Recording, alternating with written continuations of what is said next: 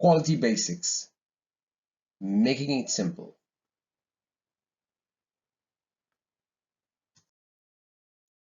Welcome and thank you for being here. My name is Desmond Mahadio, and I'm a management consultant who has spent more than 2 decades in quality and improvement for various industries across automotive and consumer goods manufacturing, aerospace, distribution and warehousing, service, logistics, and software. I'm a Lean Six Sigma Black Belt, a certified quality engineer, and a qualified mechanical engineer, and I'm also a trained QMS auditor for ISO 9001 and the IATF 16949. I'm a qualified mechanical engineer with a bachelor's degree in mechanical engineering. I work on the international level representing Canada with ISO, volunteering my time, and have contributed to the Innovation Management Standard, which was recently published, and I'm currently working with a team of more than 45 member countries for the development of a Strategic Intelligence Management Standard. As you can see, I have a wide range of experience, which involves consulting, speaking engagements for conferences and seminars for quality across Ontario, with ASQ as well as the ASQ Automotive Division. My forte is quality management, continuous improvement, and risk management. I've also instructed at the college, at Seneca College, for the quality management course. I'm currently the ASQ Toronto chair and also was the ex-ASQ Deputy Regional Director for Canada. So what is quality? You know, there are several different definitions out there. There's goodness for fit, there is meeting the specification, and all of the gurus have their own way of looking at it. There was Phil Crosby, quality is free. But I would like to use the ISO definition. And what ISO defines quality as is the totality of features and characteristics of a product or service that bear on its ability to satisfy stated or implied needs. So this is a very wordy definition, but if you examine it, it can be very succinct, because what it is saying, it has to deal with customer satisfaction. So what you set out to do, you have been able to achieve that, whether it's implied or whether it's explicit. What is an explicit need? An explicit need is a stated need that must be satisfied. So for example, they may want to have something that is blue in color. That is a stated need. However, an implied need, maybe it has to be blue in color, but it also has to be smooth. It also has to have no imperfections along the way. That might be an implied need. So oftentimes we hear these terms: quality control, quality assurance, quality management system. What are the differences? Are they different, or are they just the same way of naming things? So the aim of this presentation here is primarily, what I want to do today is to look at quality control, quality assurance, quality management system. I also want to be able to, when you complete listening to this presentation, that you have a better idea of what a quality management system is. I will explore and go into some of the aspects, starting from a very basic stage all the way to how quality management systems work, and hopefully with this basic knowledge, you have an appreciation and you may want to enter the quality discipline, and it may give you an idea of how quality as well as risk management is integrated with teams so that you can be able to function and add value to wherever you're working, should it be manufacturing or service. So let's talk about quality control. Control. What is control? Control basically is ensuring something behaves according to the established plan or its entire intended purpose. So if a car moves to the left, you steer it to the right. If you oversteer to the right, you bring it back to the center. That is the fundamental of control. You monitor with the aim of maintaining something to its target or its desired purpose or intended purpose. And what happens in order for you to maintain it, you have to have a reaction for when it goes out of control, which most times is adjusting, and that is referred to as a corrective action. So you want to correct something from going out of control. Assurance. We now look at assurance or quality assurance. What is assurance? Assurance is when you're beginning to establish your process, what exactly you need to achieve. So you have to focus on the inputs. You have to qualify those inputs. It is doing things that would give you the best chance of success of achieving that mission. We do what is known as the M's, and there are lots of M's, but I like to focus on just 5 of the M's as the inputs.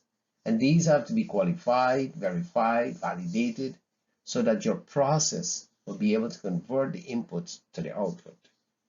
And so some of the M's that we talk about is man, machine, material, method, and milieu. For the spacecraft to land on the moon, you had to be able to have training. The individual had to be trained as an astronaut. The machine, you had to make sure that the machine is capable of achieving that desired intent.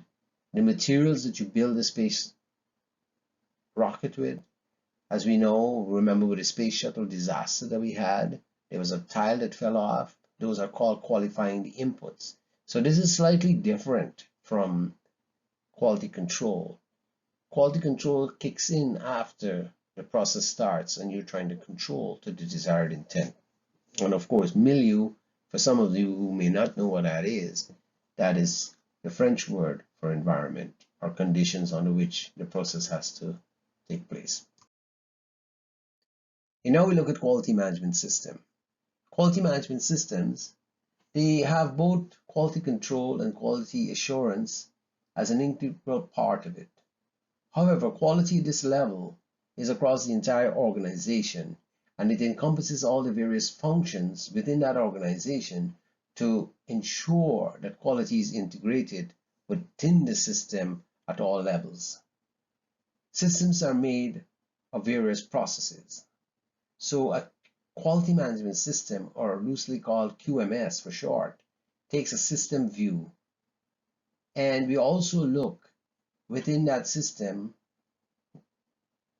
at the processes, and we take a process approach for analyzing the quality in those processes.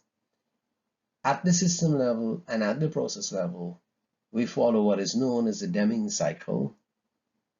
And the Deming cycle was actually Plan, Do, Study, Act, but then it became morphed after with Duran into Plan, Do, Check, Act. So we still give some credence to Deming, Edward Deming, who was one of the grandfathers of quality when we talk about the PDCA. I will explain further the application of Plan, Do, Check, Act to both at the system level and at the process level. So systems approach. When we talk about systems approach, a system is made of various parts. It functions as a whole. Fixing any one part of that system does not improve the overall system, because the system is a set of interrelated activities. So we tend to look, when we talk about systems, the human body is one such system. And I've quoted here from Russ A. Koff, he said that the parts of the systems are interdependent. They depend on each other. In a human being, lungs, heart, brain are all connected. They work together. And in fact, he goes on to say, it is not the hand that write, but it is you that write. So if you were to remove the hand will not write. Only when the hand is connected to the body, it will write. So this is what the systems approach and what a quality management system is about. Taking all the different functions, taking all the different processes within it and managing it as a system. A quality management system has within it the process approach. When we look at the process approach, we look at the conversions. We are taking inputs and converting them to make some sort of output. And here's a good example. Very simple example. Let's look at baking a cake. We have there all the inputs, the M's. We have the person who's making the cake. That's the man, generic term man. I know it could be a man or woman. And you've got all your ingredients. You've got your flour, your sugar, whatever it is you're doing. You've got the method. You've got the recipe. And you've got the environment. It may be room temperature rather than being cold or being hot. And those are the inputs. And you need to qualify the inputs. You need to make sure that the raw material is correct. You need to make sure that the right consistency, everything is correct that you're using the right recipe. And then we start to bake the cake. When we start to bake the cake now, or when we start to mix, we're now going to be doing quality control. As we mix, we're going to look at consistency. We'll look at how much tackiness it is. Is it mixed enough? Is it air entrained? Then we look at the quality control when it gets into the oven, the processes, the temperature, the feedback control. Is it finished? Is it not finished? The settings. And that is how we do the quality control. And at the end, in the output, we also apply quality control. And then we take that feedback and we monitor it if there are any other adjustments that need to be made. So this is the process approach. Input, conversion to output. A process always adds value to an input.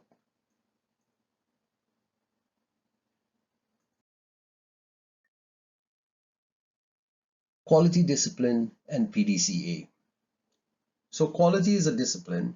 If you want to continue on and you want to become a quality engineer or quality manager or quality inspector, any aspect of the quality, we need to look at one of the basic fundamental things of quality, which is the PDCA. Plan, do, check, act, as I introduce it. And now for the next couple of slides, I'm going to look at the various aspects of this PDA cycle. It's planning, execution, monitoring and measurement, and improving. Now, you could do this PDCA for every system at the system level, or you could use a process, or you can even use it in your own life.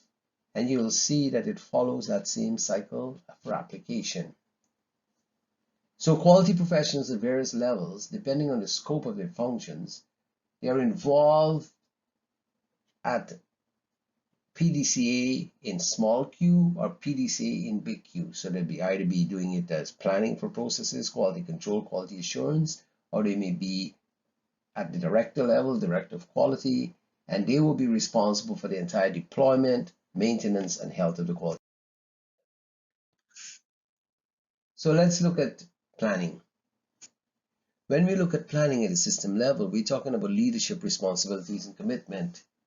And this is what is tend to be referred to as a big Q, or big system-wide quality. Leaders need to be authentic, they need to be transparent, and they need to be accountable. Without leadership support, you can never be able to deploy a quality management system or have any good quality within your organization.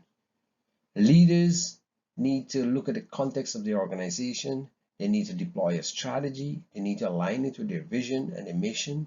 They need to develop quality policies, manage risk, set objectives, and provide support and resource management. Now, resource management, we're talking about the M's. The M's are the high level. We are talking here about the hiring policy, what kind of plans we will have, facility planning. It's that level we're looking at, because if you do not have the resources and the financial backing then you will not be able to achieve your goals. So planning is very important, planning for quality. The next stage is operations. This is the do stage.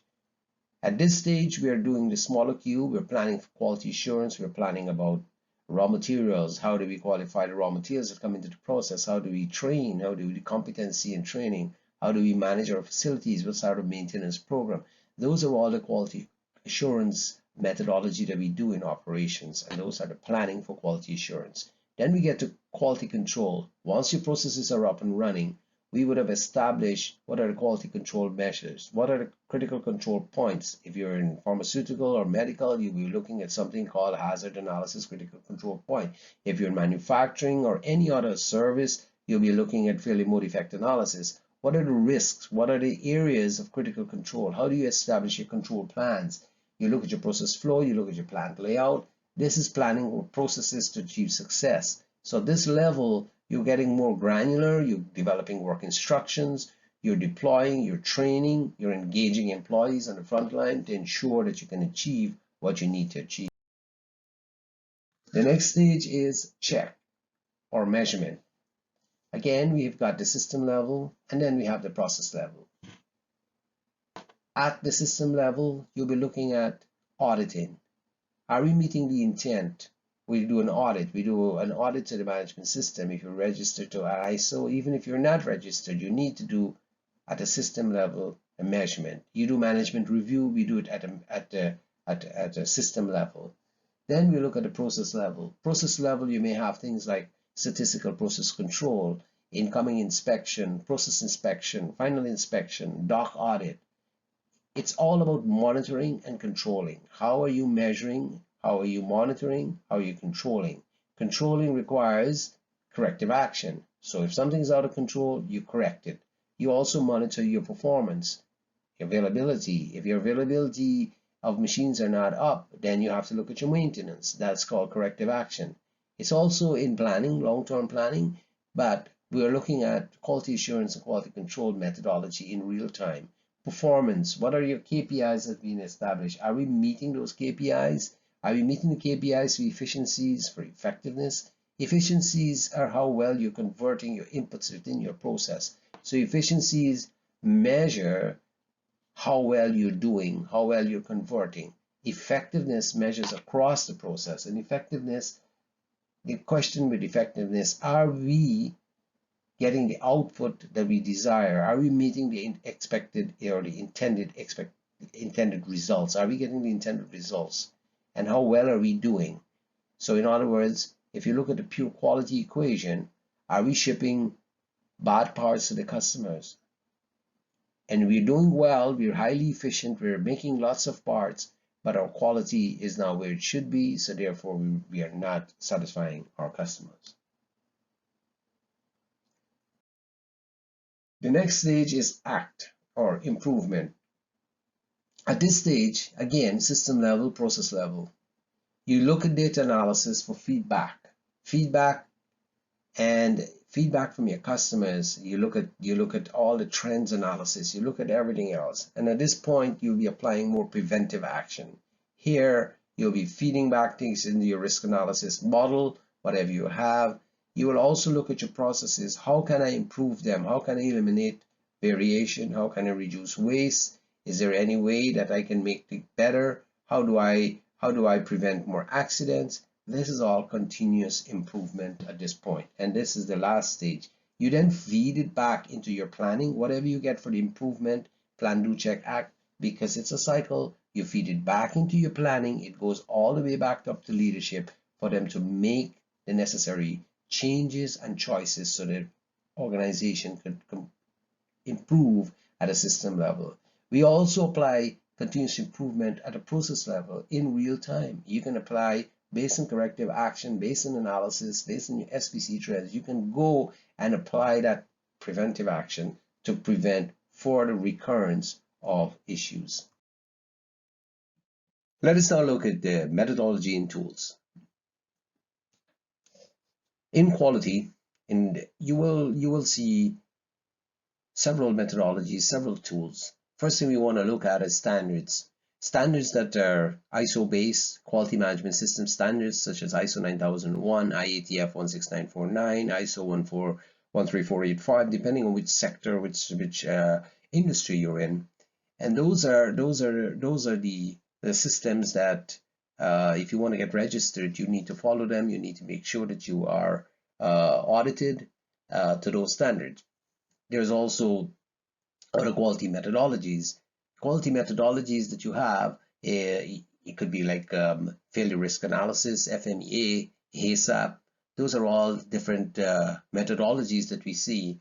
How do you do customer satisfaction? There are different models out there. There's the Deming cycle, the DMAIC cycle. We also look at the 7 basic quality tools.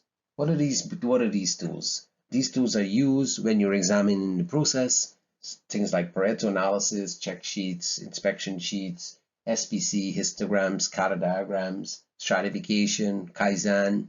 There's also advanced product quality planning. That is a totally different approach of doing things. It's used extensively in the automotive sector. There's quality function deployment. How do you apply quality to understand your customer needs way up front? There are several different methodologies are used within the quality arena. There's lean. Lean is focused on waste. How do you eliminate waste from process? There are 8 waste. This, of course, you probably would see articles on it, which is probably going up to 10 now.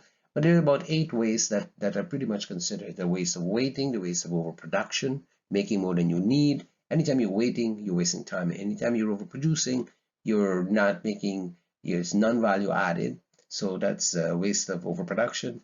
Repair, rework, that's a waste. Motion of people. If you do not have your processes laid out properly, then you have excess motion. That's a waste. Overprocessing, making parts or making anything or even a service giving more in excess of what it is that it slows your time down. You just need to meet your time and deliver the quality and exceed the quality of service as well. So this is sort of I'm not going to go into that. Inventory is a disease. Transportation, which means moving things around instead of having a streamlined process. And the last waste is a waste of intellectual capacity, which means if you have people who are unemployed or not working to their full potential. Six Sigma is focused on variation. What is variation? Variation comes from what we call those noise factors, the 4Ms, the 5Ms. Each one of those would have inherent variation. There's common cause variation, there's special cause variation. Those variation gets imparted into the process. If the training is not consistent, then everyone is doing the method incorrectly. So you've got material variation, you've got method variation, you've got the human factor variation. All of those variations, the aim of Six Sigma is to reduce those variation within your process. Identify that which is inherent, that which is what we call common cause, and focus on special cause variation that is happening that can be controlled. Root cause analysis is another discipline that is used. They're very different problem solving approaches. Well, some of the problem solving approaches that you have is like A4, 5Y, 8D, etc.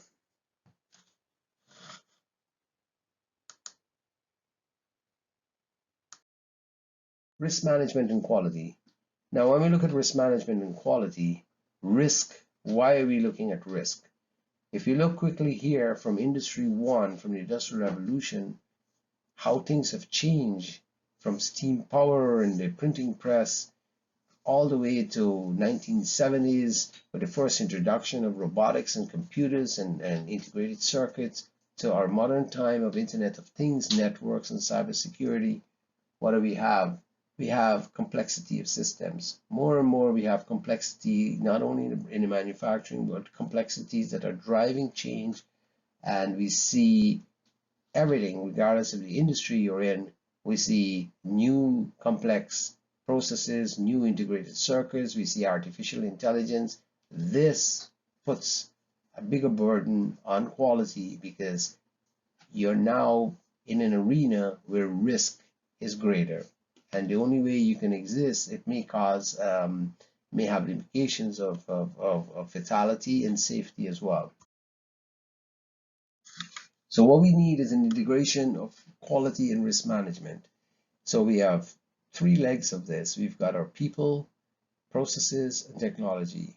These three need to come together in a systems thinking within an organization under the umbrella of quality risk management, and collaboration is the key. We cannot have silos, departments of people working in different areas. Risk must be considered and mitigated. And at the system level and at the process level, you need to consider and have plans to mitigate risk. So the quality management system talks about the ISO 9001 2015, and any quality management system today talks about risk. So quality is not just about quality assurance and quality management systems, it's now integrated into risk. And so my final thought is my take on quality. Quality is customer satisfaction. That is a basic feedback that you can get from your customer. If your customer is satisfied, then your business will grow, you'll get your referrals, and it translates into dollars. So thank you very much, and I hope you join me in the future modules.